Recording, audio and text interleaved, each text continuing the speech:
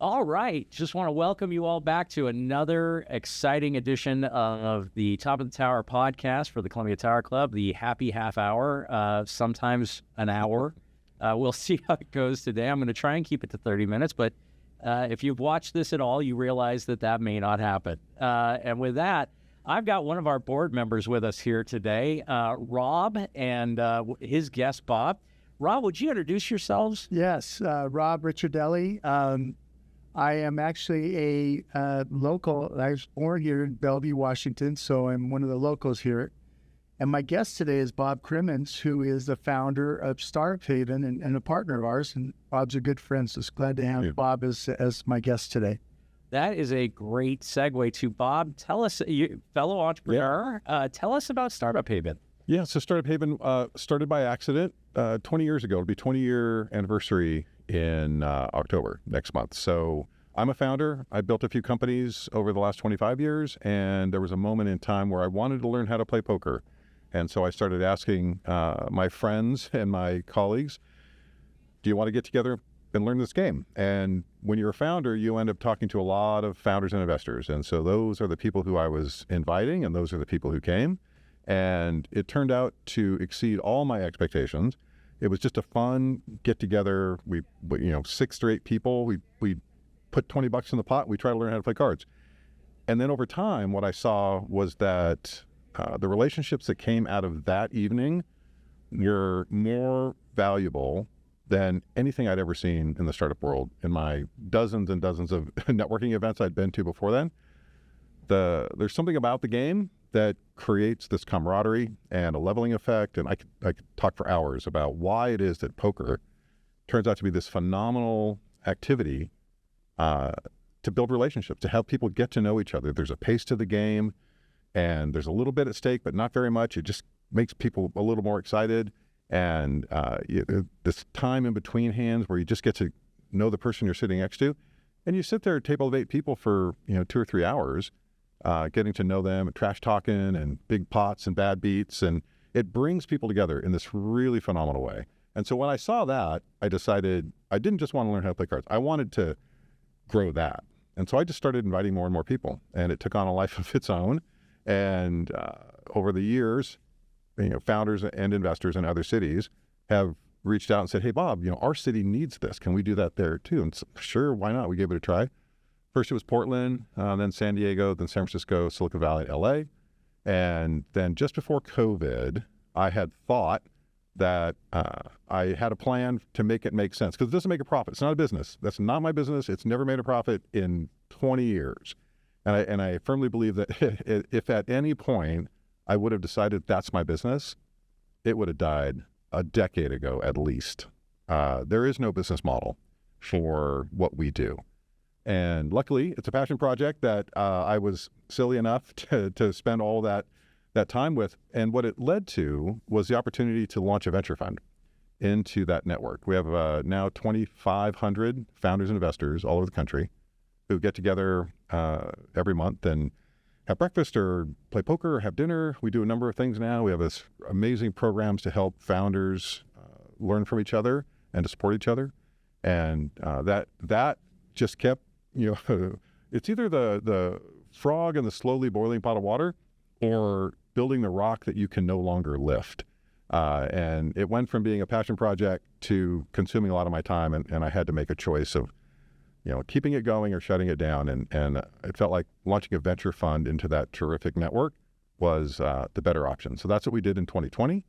And now we recently launched our first chapter in Reykjavik, Iceland, London, Wow. in the UK, and Sweden reached out to us about things we might be able to do with them. So that was all, again, accidental, unintentional, but super fun to watch. In the meantime, my job is as the general partner of Startup Haven Ventures. That's awesome. That's awesome. When you talk about poker, Andy Liu comes to mind. Oh, yeah. Steve Porter comes to mind. Andy Liu came. Andy Liu, shout out if Andy's listening. I embarrass him every moment I can. I consider him my first real mentor in the startup world.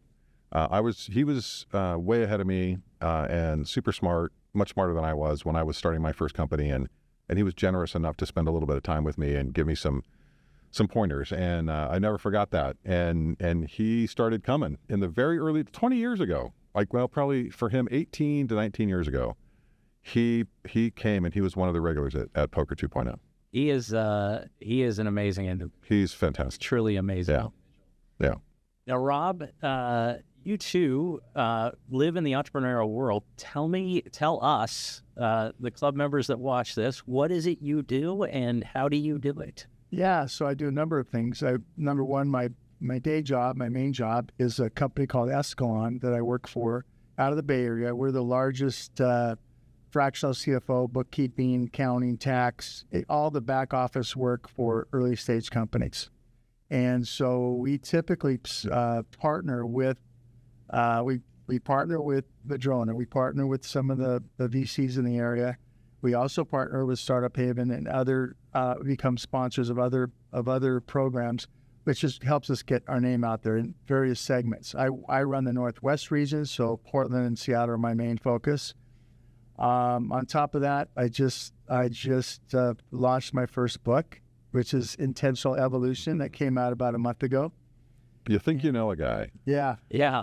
I love this. This is the stuff where I get to learn things about people that, like you said, I think I know. And it started in COVID.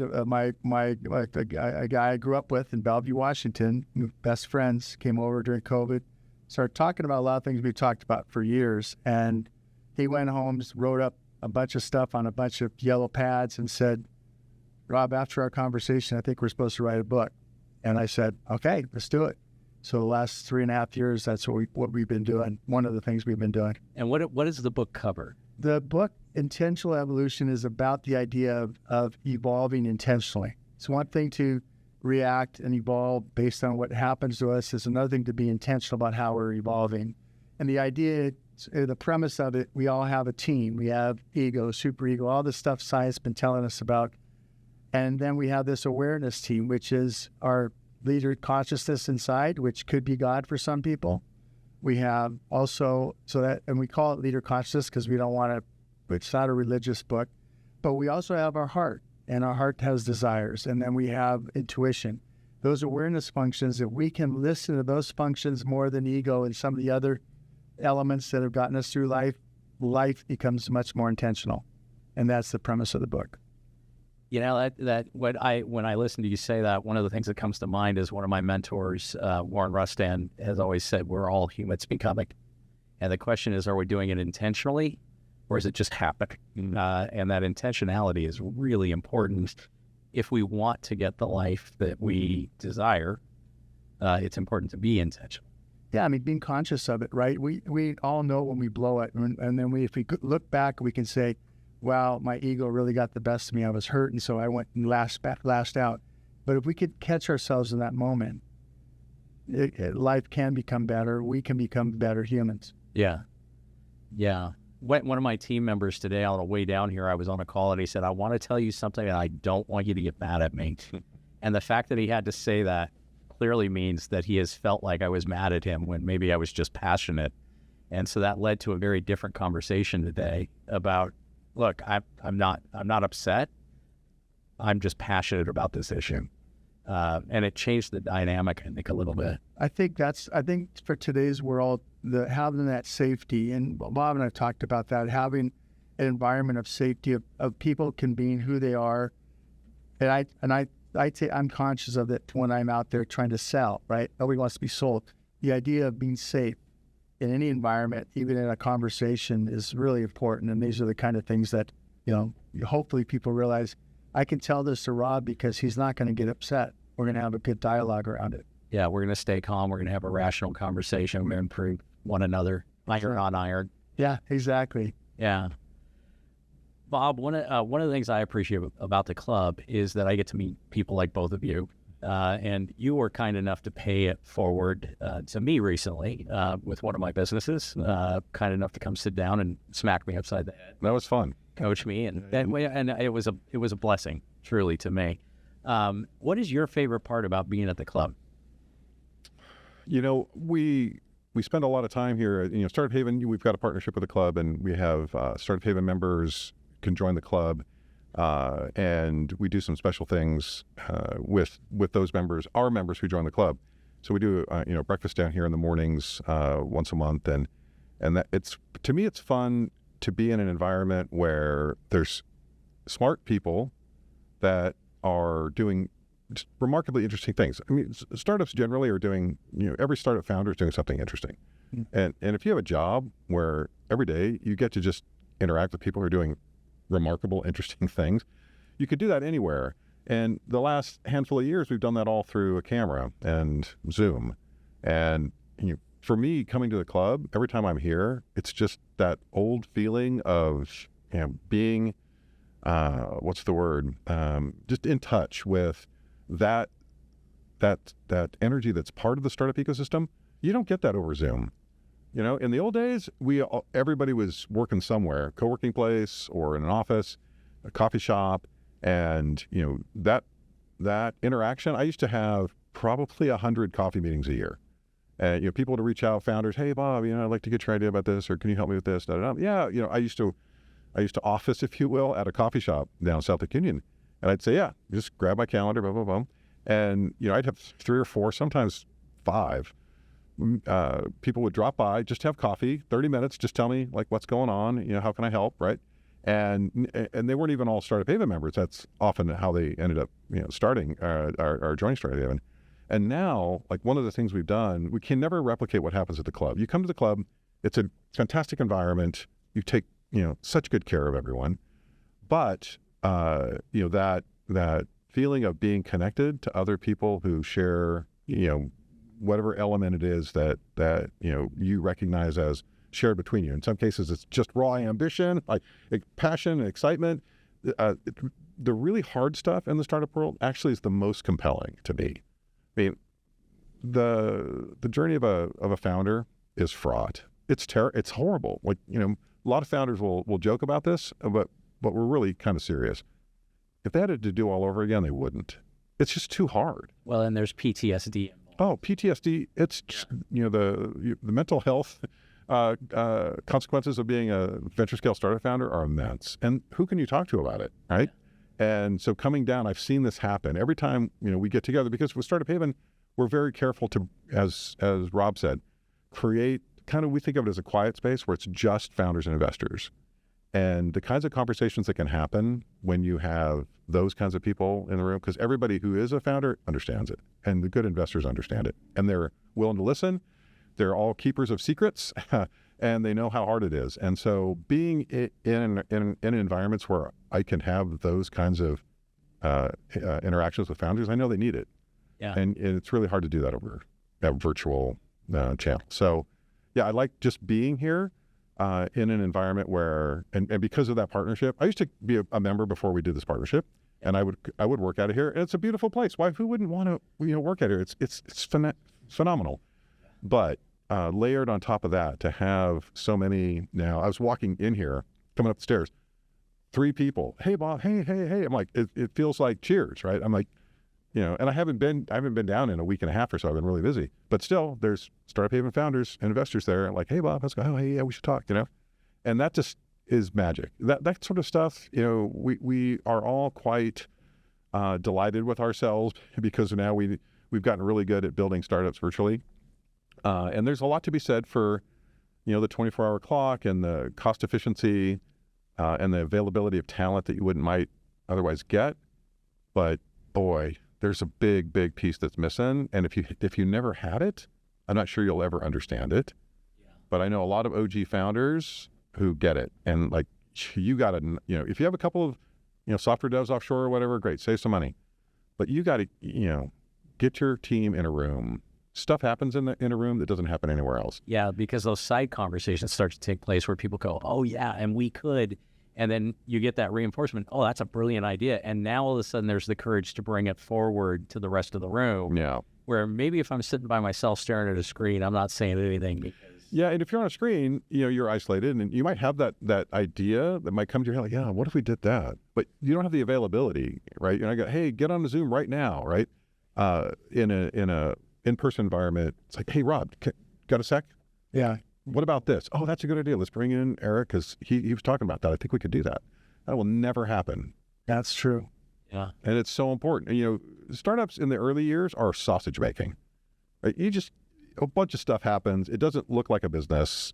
It's fragile and frantic and chaotic. And, you're sort of wrangling all of that mishigosh to create a company out of it. And, I regret that we don't do that as well as we used to in person. Yeah. One of my favorite sayings is in a business, 0 to 1 is infinite. 1 to 2 is 100%. And that 0 to 1 in that startup segment is terrifying. Yeah. Right. Because it's infinite. Like we don't know what we don't know until we know it. Yeah. Right? Yeah. And you do know that. Painfully. You helped me quite a bit with that. I want to catch up with you, by the way, too, to see how that's going. Yeah. Yeah, the stop running it as a mature business and run it as a startup was a very wise thing to hear. Rob, same question to you. What do you enjoy? And you are on the board of governors and you are engaged. You were at the YPN whiteout. I saw you. You looked like you were having a blast. And by the way, one of the things I love is the YPN group and the vibrance and energy that they bring to the club. And so many of them are startups. So many of them are working in really professional roles that I would have dreamt up when I was their age.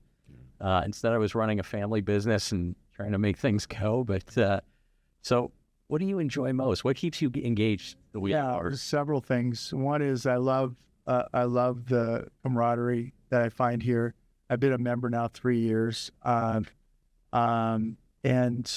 the family environment. I mean, what happens when you show up, you end up meeting people that you really love and enjoy being around, and they do become kind of an extension of your family. I'm Uncle Rob to a lot of the YPN, as Young Professional Network here, YPN. They call me Uncle Rob. They introduce me, Sanjit.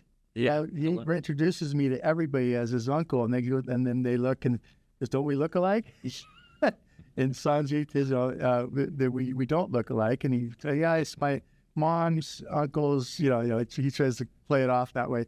But I love these guys, and I love the energy they bring. I think last Friday night at the White Soiree, they had 250 people that showed up all in white. And it was a lot of fun. And I remember talking to this young lady, she's 35, and she felt old. Oh, yeah. She felt old. I said, okay, well, I'm turning 65 in November. So, but I don't mind showing up as Uncle Rob, and it's a lot of fun and a lot of energy. But to your point, the connectivity with people that show up, quality people come here from all walks of life. There's startups, there's the police union, there's different subgroups, there's a 601 club. And so all those come together for one big collective of quality people. I enjoy it.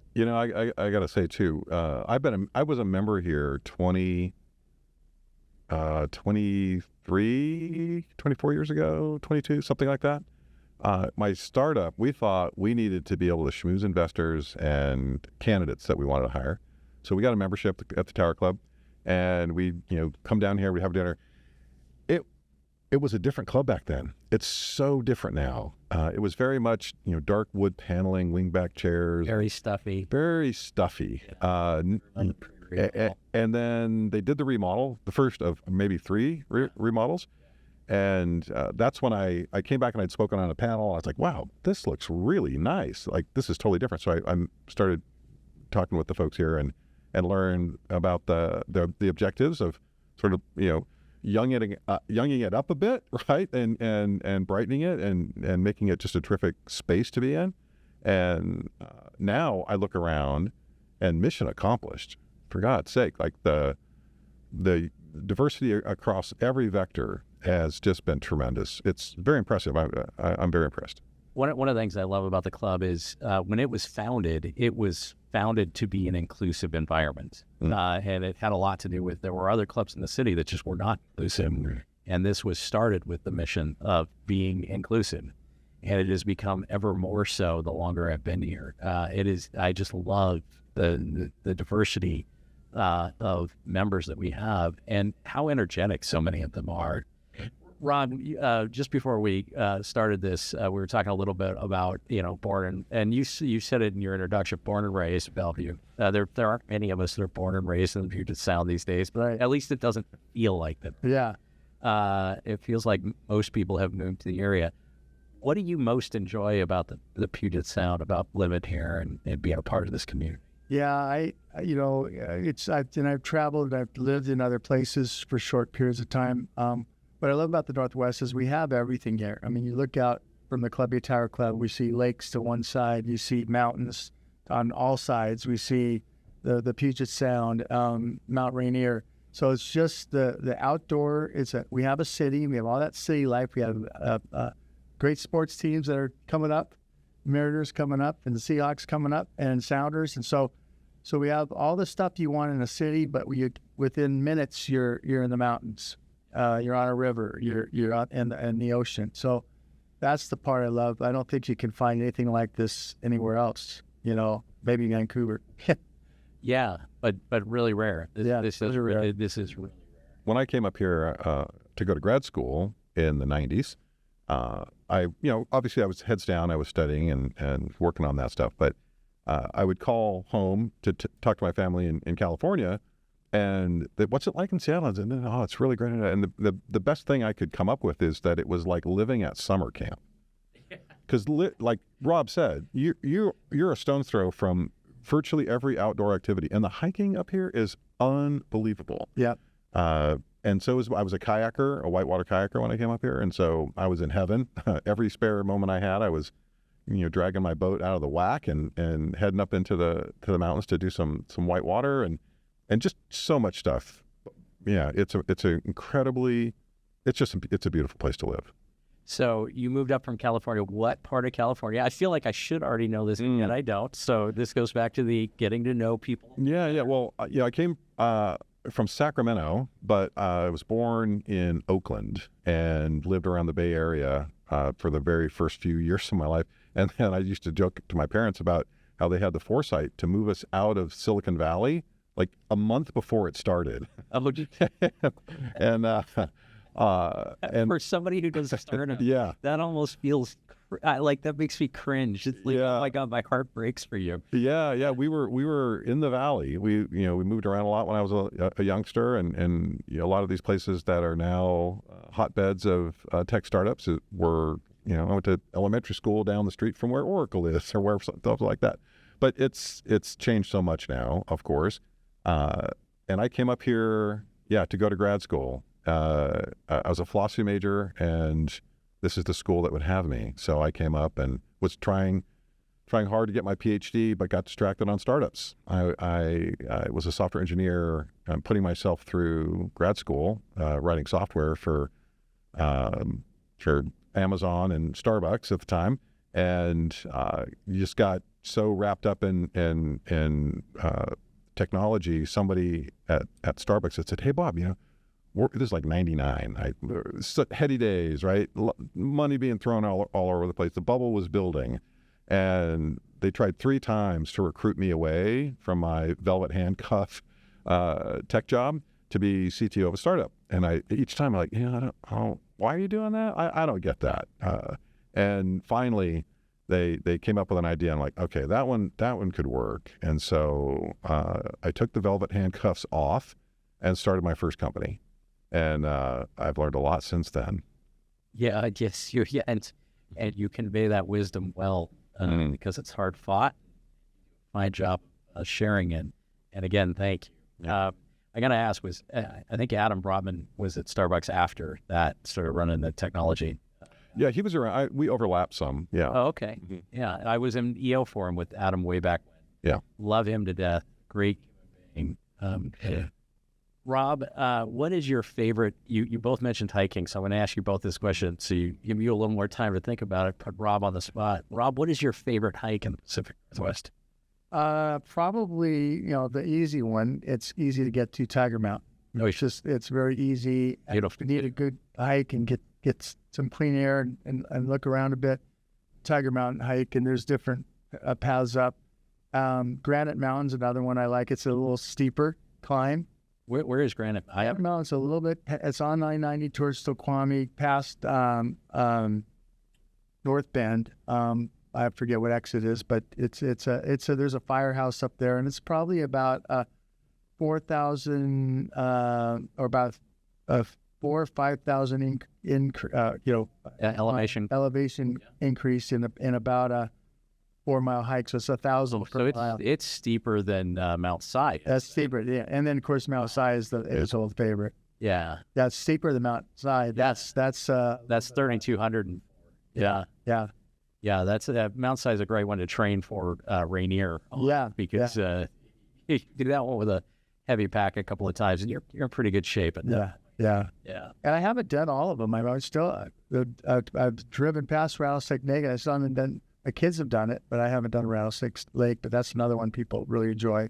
Right on, Bob. Same question to you. Well, yeah, he named some of the best ones. I do love Mount Si. I haven't been up there in a long time, but that was my favorite. But I'll say most of the hiking I do now, I'm really busy. I'm trying to run a fund and start a Haven and trying to do a number of projects, and I end up actually, and I don't just like settle for this. I love urban hiking.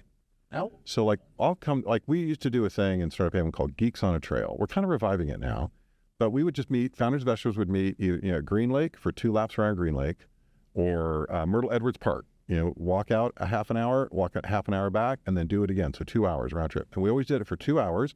And for founders, you're standing at whiteboards, right, and sitting at keyboards. That's what you do. That's your activity. And I just wanted to get more myself and started hiking, doing urban hikes between meetings and whatnot. And it sort of became a thing some years ago. and there are some amazing, what's the one in U District, Bryant Park? There's no shortage of hikes everywhere you go. And if we go camping, or even if we just go up in the mountains and go into Airbnb or whatever, the first thing we're talking about is, okay, where's the map? Where are the trailheads? There's a plethora of hikes to be done up here, and they're beautiful. There's just so much. It's so much. I love it. Yeah, the Sammamish Trail, and then the Renton. What's that? From Renton all the way through Kirkland, that ties up with the Sammamish Trail. It's the old railroad track. Oh yeah. Right. I don't know what they call that trail, but yes, it was the railroad. Goes right through. Goes across the trestle and all of that. Google and all that. Campus. Yeah. It's just absolutely beautiful. So as I look at all of this, there no loss, no. There are plenty of trails. Burke Gilman, a wonderful place, and like you said, just get out, go an hour out, hour back. There's plenty to do. May not want to do that during the height of winter. Well, there is no bad weather. There's only bad gear. That's something I learned when I came up here. Actually, when I came up here, I had my brother. We caravanned up, and in his truck was a big box, like a small refrigerator box. It was the biggest box that I moved when I came up here to go to grad school. And it was the box that had every jacket I owned. And I thought, oh my God, I'm going to Seattle. It's going to be raining all the time. What am I going to do? And somewhere between here and Sacramento, it fell off the truck. It was the only box that fell off. I got up here and we're unpacking. I'm like, wait, where's my coats? Oh no. And I ran out to Eddie Bauer and I got a parka, and I think I wore it twice. And ever since then, 90% of the time it's windbreakers, light jacket, I don't know I guess this is for Pacific Northwest consumption, so I'll share the secret, or I'll divulge the secret. It rains many days, but it's very well behaved rain. It rains for a bit, dries out. You get used to it. You can actually be quite functional in the rain in Seattle. And I remember when I would have people, say they were going to come and visit me while I was in grad school, and it was pulling teeth. Because it's going to rain the whole time. No, it's not. The rain we got in California, it rains cats and dogs down there. Buckets of rains come down, right? Up here, it kind of... It's like a mist. Mists in your face, and Yeah, it really is mild. And to your point, a rain shell is more than you need. A little layer if it's cold out, but that's about it. Just a quick PSA. So, Evan, when we cut this, we'll cut this directly to this camera. If you live out of state, please just disregard everything we just said if you're contemplating moving here, because we're good. You just keep believing that it pours down rain here about 300 days out of the year. Yeah. Okay. Now that we're back to you guys. Yeah, I find it amusing how many days it's sunny in December or January and the mountains out, and it's like, oh my gosh, crisp day, crisp fall day. This is another, we're towards the end of September here, and it is just a beautiful, gorgeous day. Yeah. Yeah, the summers here, I have to travel a bit for my job, and I hate leaving Seattle in the summertime. It's literally, there's no other place on the planet I would like to be than Seattle in the summertime. It's just incredible. Here, Vancouver, BC, Whistler, just that Pacific Northwest, yeah. Yeah, just absolutely. And the only people that hate the winters are people that don't ski or mountain climb or whatever. When I ask people, I just hate the winter. I go, well, we have snow, and do you ski? Because if you ski, you like the winter. Yeah. So there's really so much to do in every season. Now, where do you enjoy skiing the most? I buy the Stevens Pass, so I go there the most. It's really a nice place. Crystal's probably the best in the Northwest. Mount Baker's got a lot of great snow. But I buy the Stevens Pass. I forget this Icon Pass because I can go to Whistler, which I do every year, and I go to Vail, Colorado every year. Oh, right on. And that pass works for those locations. It works. I didn't realize it worked in Vail. Vail owns Stevens Pass. Okay. So it's you buy the local pass, but then you get 10 days in any of the other locations. That I did not realize that. There's another one to. That's a good tip. Yeah. I mean, I haven't skied in years, but Yeah, I just started skiing again because my buddy got a place in Vail and started inviting me in 2017. I hadn't skied in 18 years, and it's been a lot of fun going back to it. Yeah, I will be honest. I have not skied a lot. The extent of my skiing is like Deer Valley and Park City with one of my mentors. Yeah, so you're spoiled with that kind of stuff. Well, yes and no. The price tags. It's outfitting a family of four at the time was really expensive. Those days. And my favorite part was when my mentor's like his office is right there or was right there. It's not now, but and the snow started coming down heavy. So he's like, "Oh, we're done." And I'm like, "We've only been out here for an hour. We're not done." Yeah, I had a guy, I had a friend when I was younger, family friend who had terrific ski boat. Everybody would ooh and awe about the ski boat, but he would only ski when it was absolute glass. And we're like, yeah, but wait, we don't care about. The rest of us don't get to do this every day. Yeah. Yeah, that's my favorite. It's like, let's keep going. Okay, so my next big question, Rob, what are you looking forward to the most over the next 12 months? 12 months, a lot of different things. Continuing to do what I do, expand Escalon around here in the Northwest. I want to build a startup grind event in Portland. I'm doing the startup grind every month here, and that's growing. We get about 60, 70 people to that every month, and we usually have a speaker or some kind of content. Do that in Portland. Looking forward to my grandkids. I got my 7-month-old, the youngest grandchild, Romeo. I got a Romeo.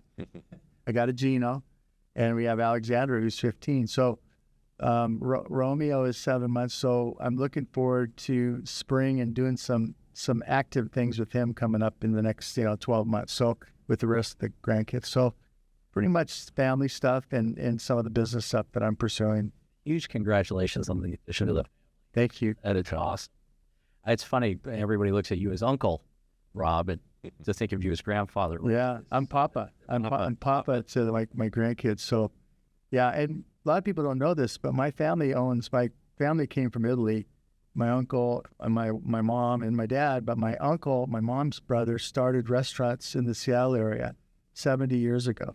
So my Vince's Italian restaurants are owned by my family, and my cousin Vince Jr. Runs them now.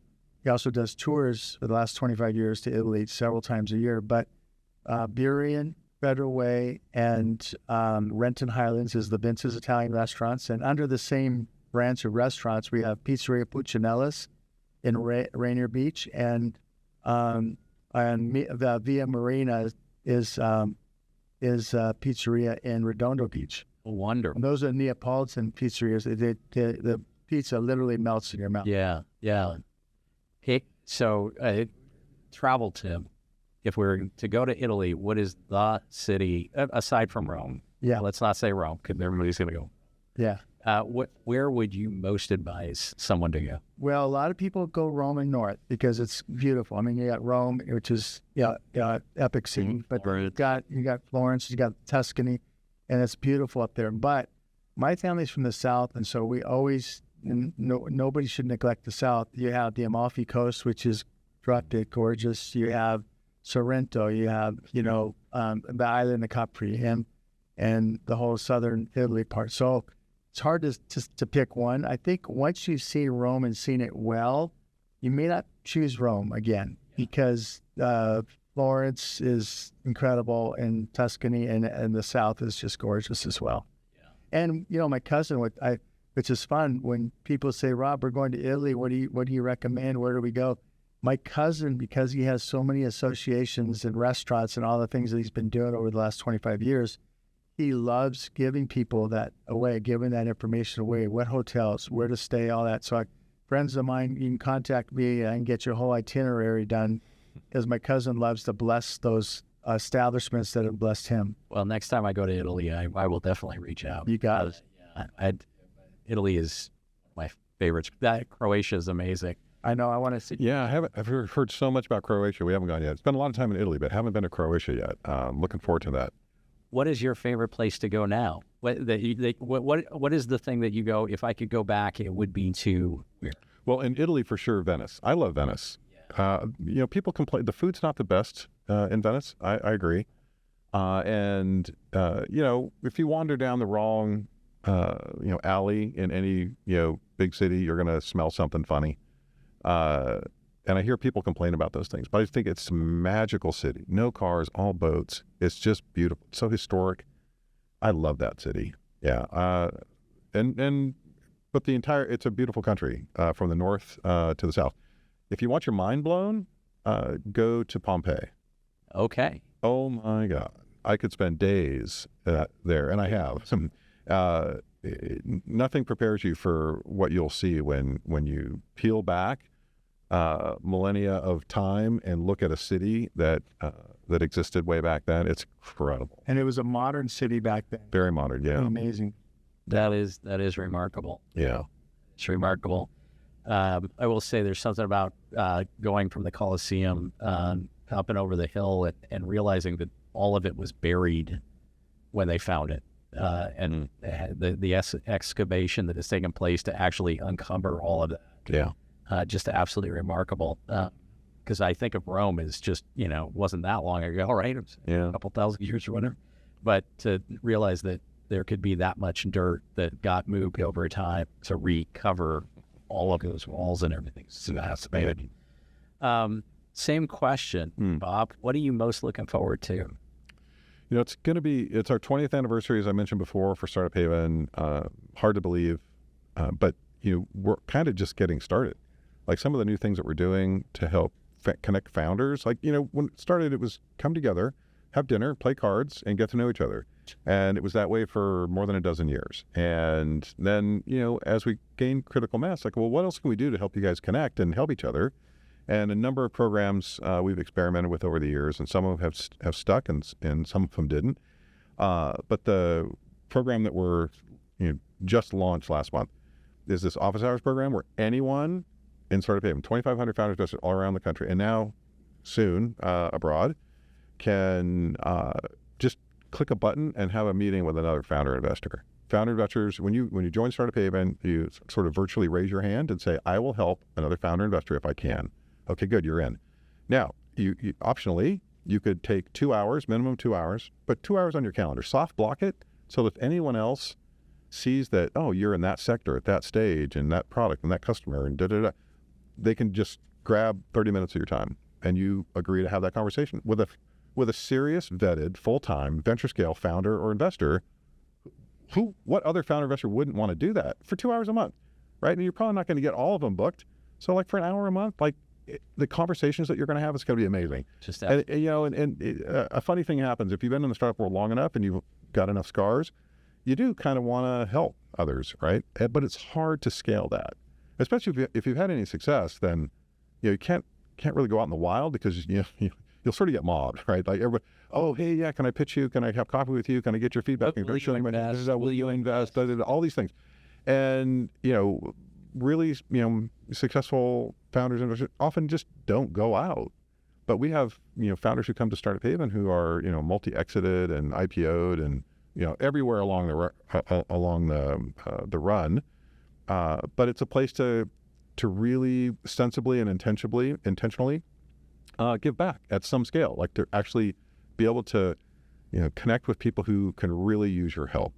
And so we're, focused on finding ways to help that happen more. And with the international expansion stuff, it's exciting to think that, any U.S. company that has aims to go to another country could actually meet founders and investors in other countries, and vice versa. And in fact, what I've heard from the places we've been to so far is there's not a lot of venture scale companies who don't want to expand into the U.S., right? They want to get customers here. They want to raise money here. They want to set up an office here.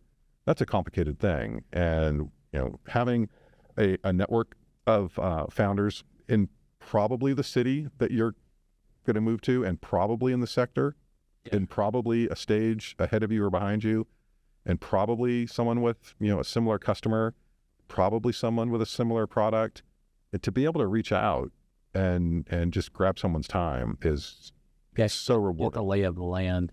That's one of the things I love about the Entrepreneurs Organization is just having chapters around the world and being able to connect. That being said, I am eager for your next round, for your next fund. I'm looking forward to that. Good. But with that, I've got one last question for each of you, and this is not specific to the club as far as how to use the club, but one of the things I like to ask everybody, what is a piece of advice that you would share with the world and share with club members, just something that you go, wow, this one really hits home for me. And looking in your eyes, Rob, would you be willing to go first? Yeah. I think for most people, and I always encourage this, is a lot of people have gotten adjusted to being on their own, being alone, or working from their home office. I'm in sales, so networking and being out there in the community is part of my job. But there's a lot of people it's not really part of their job. But I encourage them to get out. And when I get them out, they go, I can't believe I've been missing all this time. Because they didn't get out. They didn't get to visit a club like this. They didn't get out to a meeting where they're meeting some incredible people that they wouldn't have met by being in their home and doing their home office stuff. So I encourage people to get out. If you want to come visit the club, talk to me, or to Eric, anybody here, Bob. Yeah. We'll get you a day pass. We'll get you a day pass here. So that's one thing. You always looking at the Puget Sound and the mountains from up here. There's nothing like it. The other thing is just ask those people that are having these events, when is the next event? Because if you get out there, you're going to meet some people that are going to add value to your life. And if you don't do it, you're going to miss out. And that's my piece of advice. Right on. Yeah, it's good advice. So I've spent the last 25 years of my life distilling, steeped in startup stuff. And so if you ask me advice, my mind immediately goes to, okay, what would I share with entrepreneurs? And I have a lot of ideas there, but I will say, especially in the context of, Startup Haven and the club, you will get more benefit from building relationships with founders and investors than literally any other relationship you will ever build. The very best things, if you do it, will come from your relationships with other founders and investors. No lawyer, no banker. Rob, I'm sorry. Nope, service provider. As much as they need your help, there is no thing that you can do that will be singularly more powerful in terms of your ability to understand and frankly, finding someone's shoulder to cry on. This stuff is hard.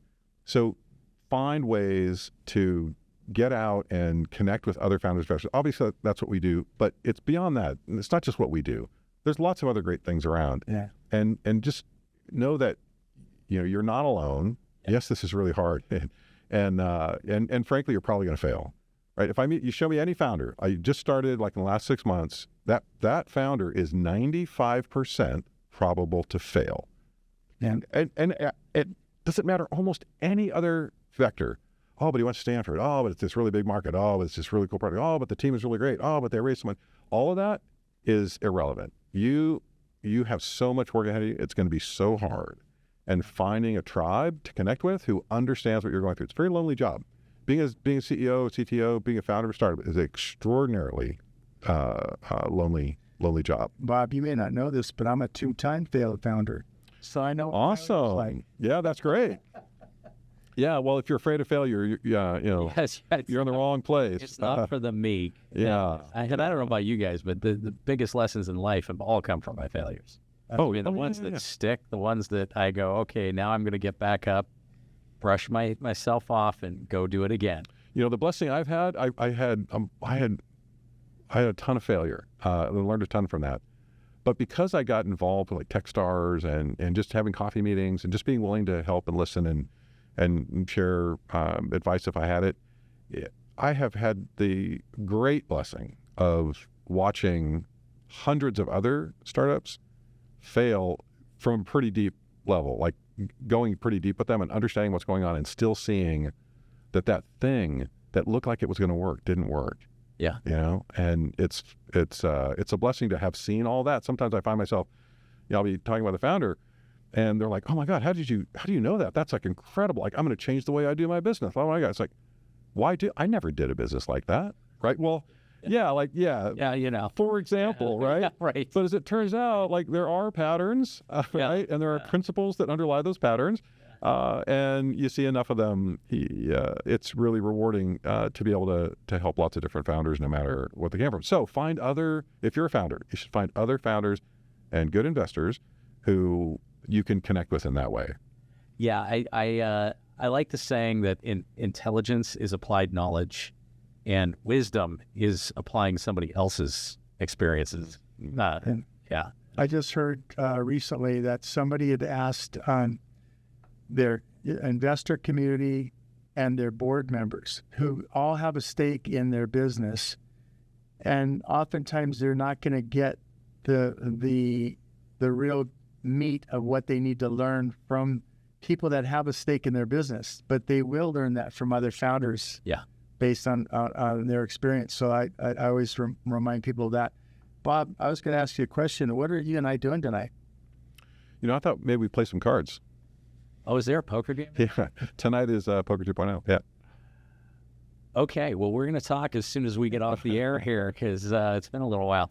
Although I understand we have some FIFA delegates from Qatar in the building tonight. And so I need to work on that a little bit. But with that, I just want to say, first of all, thank you to both of you very much. It has truly been a pleasure and a joy to have you here today. I thought I knew you both reasonably well, and I now know you that much better. And I hope for the members of the club that you all got the opportunity to really meet two of our best members. But the nice thing is that they exemplify what makes this club great. This is what our membership looks like. And hope to get you on the podcast sometime. If you want to be here, let us know. And if you want to use the podcast room, please just reach out. We can book time. And you get to work with my son, Evan, who runs the studio. So I hope you all make it a wonderful day. And again, thank you for joining us on this episode of the Happy Half Hour.